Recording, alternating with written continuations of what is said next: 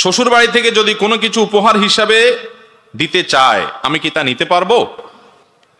শ্বশুর বাড়ি থেকে কোনো কিছু দিতে চায় আপনাকে, কেন? আপনার শ্বশুর বাড়ির লোকরা তো আমাকে দেয় না। বুঝেন নাই কথা?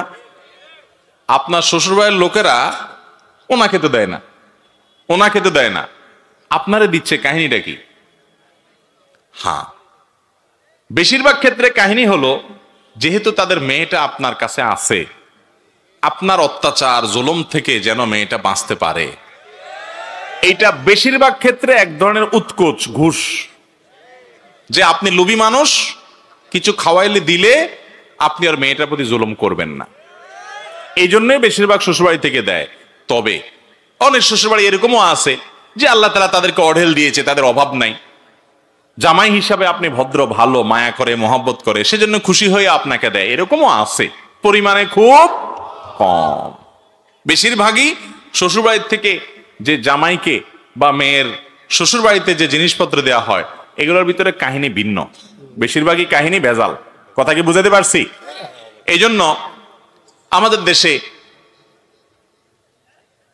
ছেলের শ্বশুরবাড়ির থেকে ছলে বলে কৌশলে বিভিন্নভাবে যৌতুক আদায়ের জন্য বুড়া বুড়িরা অনেকে চেষ্টা করে, আছে না নাই? আবার দেখবেন নামাজ কালামও পড়ে। এই নামাজ কালাম পড়ে কি লাভ? যে আপনি ছেলের শ্বশুরবাড়ির থেকে যৌতুক আশা করতেছেন। যৌতুক নেওয়া, যৌতুক খাওয়া হারাম। যৌতুক খাওয়া কি ভাই? হারাম। আপনি বলবেন ওনারা খুশি হয়ে দিছে।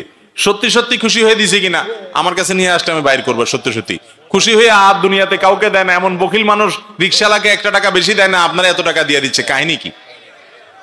তাহলে বোঝা গেল বেশিরভাগ ক্ষেত্রেই ওই মেয়েটাকে খোঁচাখুচি করে আপনার মা, আপনার চাচি, আপনার বাপ, এগুলো থেকে বাঁচানোর জন্য বেচারারা বাধ্য হইয়া দেয়। ঠিক না ভাই? ঠিক। যদি খুশি মনে শিখে দেয়, হ্যাঁ আপনি চান না বরং আপনি শ্বশুরবাড়িকে দেন, তাহলে সেক্ষেত্রে এটা জায়েজ হবে।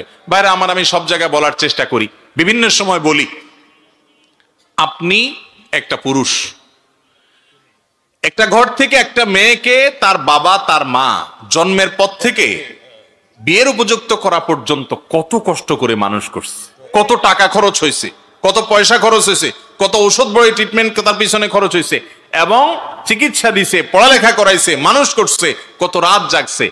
এরপরে সে যখন মানুষ হয়ে গেল, উপযুক্ত হয়ে গেল, প্রাপ্তবয়স্ক হয়ে গেল, বিয়ের উপযুক্ত হলো, আস্ত পুরা মেয়েটা আপনাকে দিয়ে দিছে চিরজীবনের জন্য। পড়ালেখা করাইছে বাপমা পয়সা করে খরচ করে, এখন সে তার শিক্ষাটা দিয়ে আপনার বাচ্চা কাচ্চা পড়াচ্ছে চিরজীবনের জন্য। সে বাড়িতে চলে আসছে, আমাদের হয়ে গেছে। এত বড় একটা নেয়ামত পাইছি আপনাদের মাধ্যমে, আপনাদের এই কৃতজ্ঞতা কখনো শুকর আদায় করতে পারবো না। সেইটা তো করেনই না, বরং উল্টা বরং মেয়ের বাপের কাছ থেকে ইনায়া বিনায়া বলেন যে ফ্রিজ তো আমার আসলে দরকার নাই, আপনার মেয়ের জন্যই দরকার। মোটরসাইকেল আমি কি করব, আমি তো এমনিই চলতে পারি, আপনার মেয়েকে পিছনে একটু ঘোরা লাগবে না, সেজন্য মোটরসাইকেল দিলে আপনার মেয়েরই ভালো হবে আর কি। এগুলোর নাম হলো ছোট লোক। এগুলোর নাম কি? এই ছোট লোকই থেকে আমরা বের হয়ে আসবো তো ইনশাআল্লাহ। যুবক যারা বিয়ে করেন নাই, খবরদার মেরুদণ্ড সোজা করেন। আমার অল্প আছে, আমি গরিব মানুষ, ওই গরিব মানুষ অল্প নিয়ে থাকবো, শ্বশুর বাড়ির জিনিসের দিকে আমি তাকাবো না, ছোট লোকই করব। ঠিক আছে তো ইনশাআল্লাহ? মুরব্বীরা সাবধান, এই যৌতুক 2 নম্বরই নিবেন না।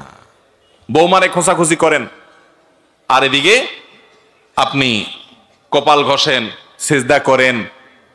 তো এই সিজদা করে আল্লাহকে আপনি সন্তুষ্ট করতে পারবেন না, কারণ আপনি মানুষের হক নষ্ট করতেছেন। এই যৌতুক অভিশাপ, এটা গুনাহ, এটা হারাম। অতএব যৌতুক থেকে আমরা বেঁচে থাকবো তো ইনশাআল্লাহ।